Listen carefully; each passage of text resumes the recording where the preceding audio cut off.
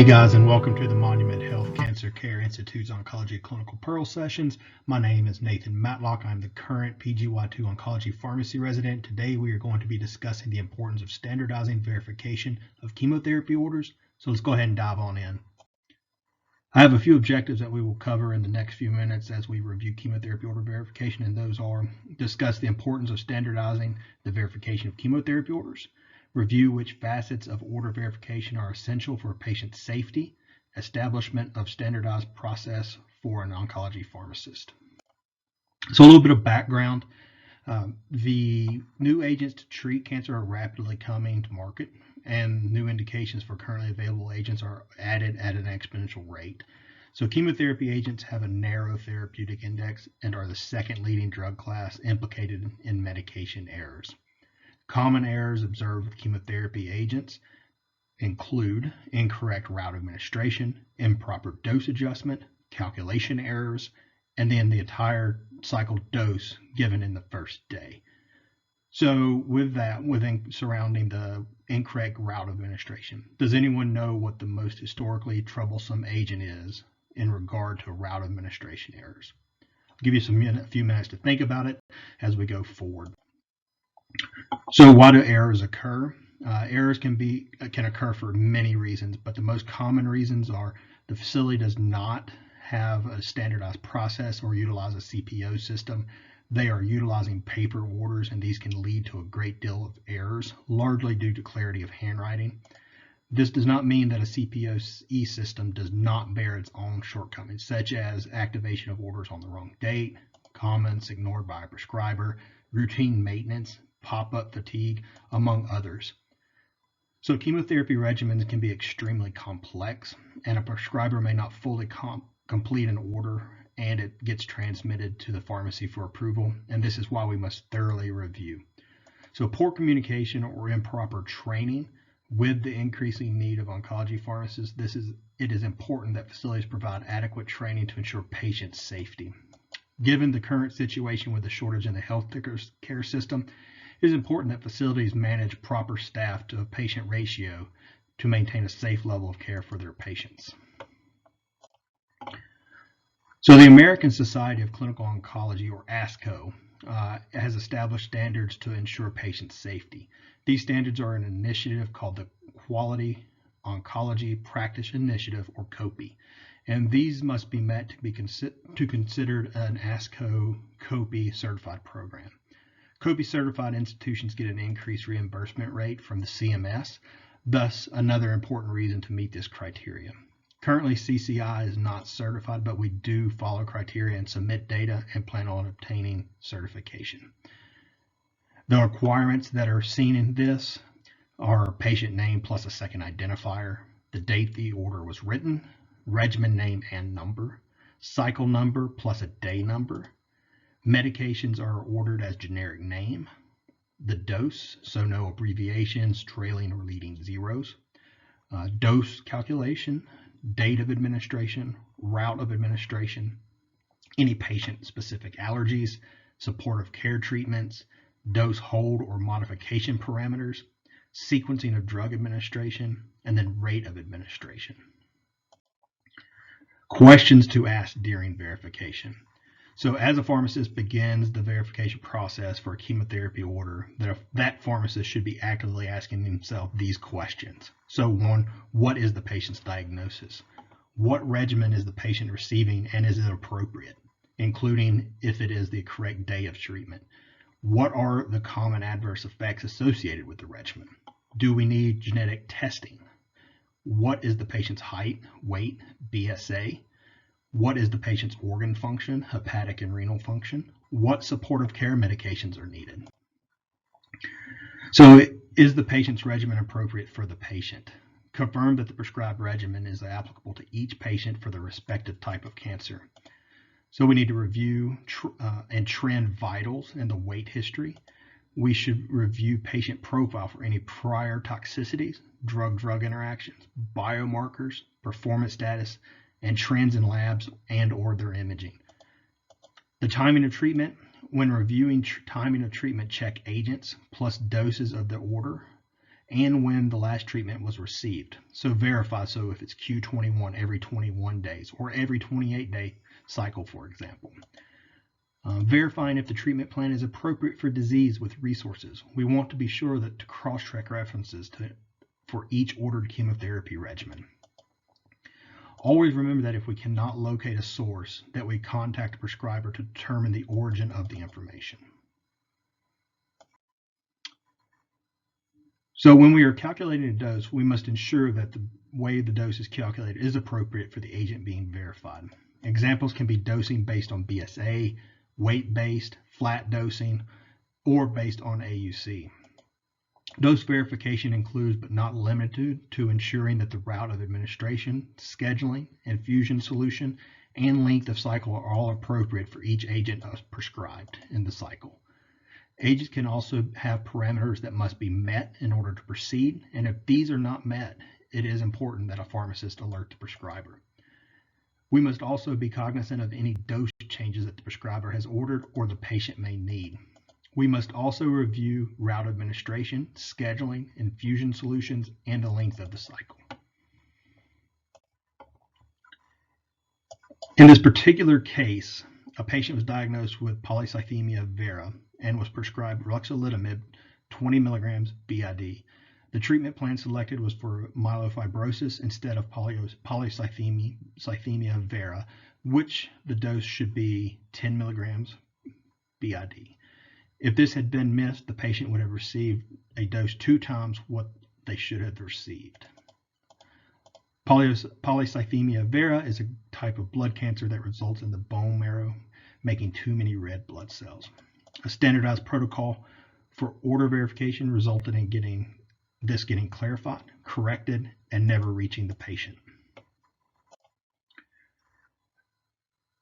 So in this particular example, this particular patient was receiving trastuzumab and presented with grade 2 hyperbilirubinemia and grade 2 AST elevations. This would require a hold in therapy until the bilirubin and LFTs return to grade 1 or less, then resuming therapy. The pharmacist did catch this and discussed it with the oncologist, and the prescriber decided to hold the treatment. So, arsenic is an acute promyelotic leukemia regimen, so APL regimen. ATO plus tretinoin, ATRA, and so that's its short name, and it's for consolidation. With the verification of each dose of arsenic, the QTC should be calculated using the Framingham formula that comes from the Low Cocoa study in 2013, which is based on a recent ECG. So every Monday during therapy is when we would collect this, and the dose should be adjusted accordingly. Once calculated, the pharmacist should document in the patient's chart as an IVent. That should include the dose calculated, the QTC calculated with the Framingham formula, and any dose adjustments required. So example calculation, this is the Framingham formula. You can see QTC equals QT in seconds plus 0.154 multiplied by 1 minus your RR interval in seconds. So roughly RR is equal to your 60 divided by your heart rate. And then we want to verify the QTC is 450 milliseconds or less for males and 460 milliseconds or less for females. If a deviation outside these parameters does occur, once the QTC is within goal, resume the dose at 0.075 mg per kg times 7 days, then increase to 0.11 mg per kg times 7 days. Then if the QTC remains in goal, go ahead and resume at full dose, which is 0.15 mg per kg. This is an example of an ECG, and the red box is where we look to derive our information. You will notice the QTC or the QT is 424, and our formula needs to be in seconds. This will need to be converted to 0.424 since it was reported in milliseconds and not seconds.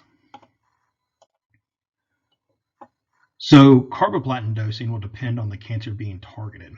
If the target is gynecologic in nature, the formula used should be the NRG formula. If the target is any other location, we would utilize the Alliance formula. Alliance and NRG or GOG are cooperative research groups that define specifics in calculating GFR. As mentioned previously, we do utilize the Calvert formula to calculate the patient-specific carboplatin dose. We must determine which method to determine estimated creatinine clearance by selecting either the Alliance or NRG formula. I say this because the weight utilized in the Crop-Goff formula will depend on what the indication of cancer treatment is. When we use the Alliance formula, we want to use actual body weight, but if carboplatin is used for a gynecologic indication, we must use the actual if BMI is less than 25, or use adjusted body weight if the BMI is greater than 25. We will always round serum creatinine up to 0.7 if the patient were to have a lower serum creatinine value.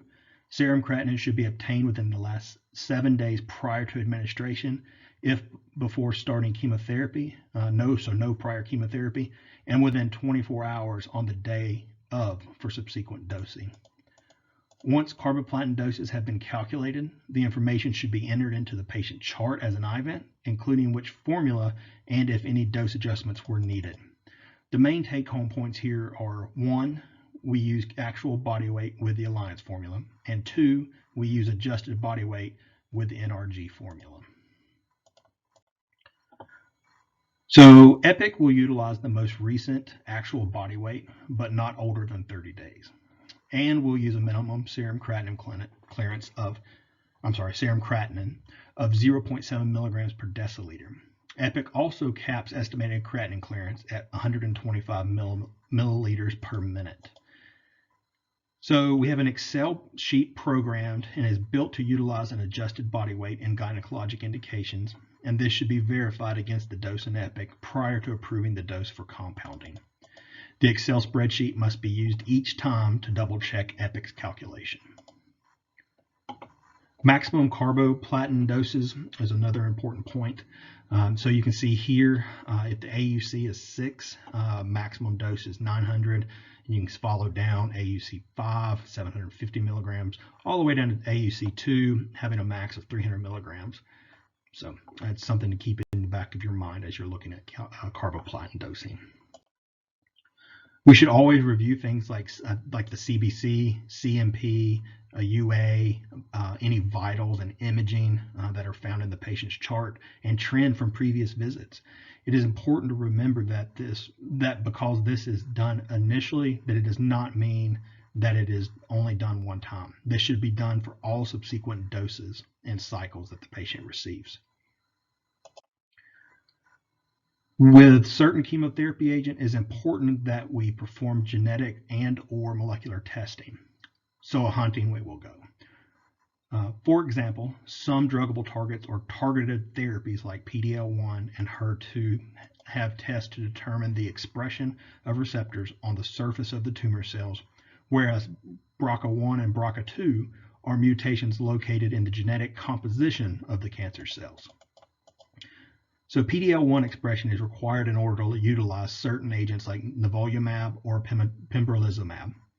And then HER2 testing is done every breast cancer biopsy to determine if the patient would benefit from the use of trastuzumab. BRCA2 or BRCA testing can be utilized in ovarian, breast, prostate, and pancreatic cancers to determine if the PARP inhibitors, olaparib, or etc., will be of any benefit. So this is another patient example. So this particular patient example was enrolled in a per protocol research study and showed how patient weight and how it is calculated is extremely important when verifying chemotherapy orders. As mentioned, this patient was part of a per protocol study, and the patient was again on that study. The patient should have had a dose recalculation when the weight loss of 10% or greater occurs. At verification, the pharmacist discovered the weight today was 10% less than the weight at initiation of treatment. The dose today and the 2 previous doses should have been recalculated, but was not.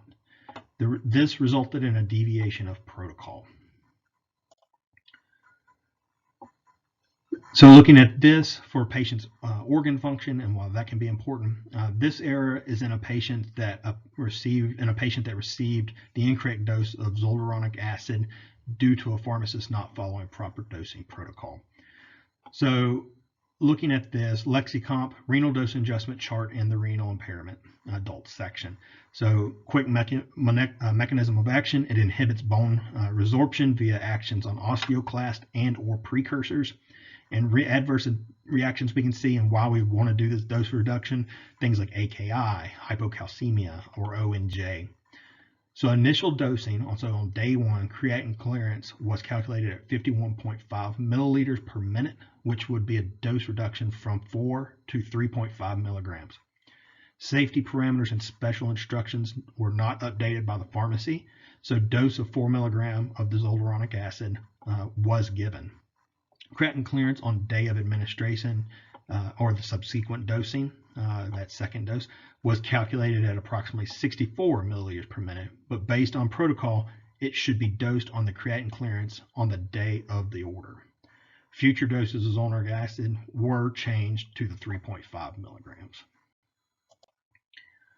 This is a little snip of our order set and what the pharmacist should fill in on the day of order. You can see at the very top baseline serum creatinine, the date it was taken, and then again entering this information so that way every subsequent cycle we can follow this.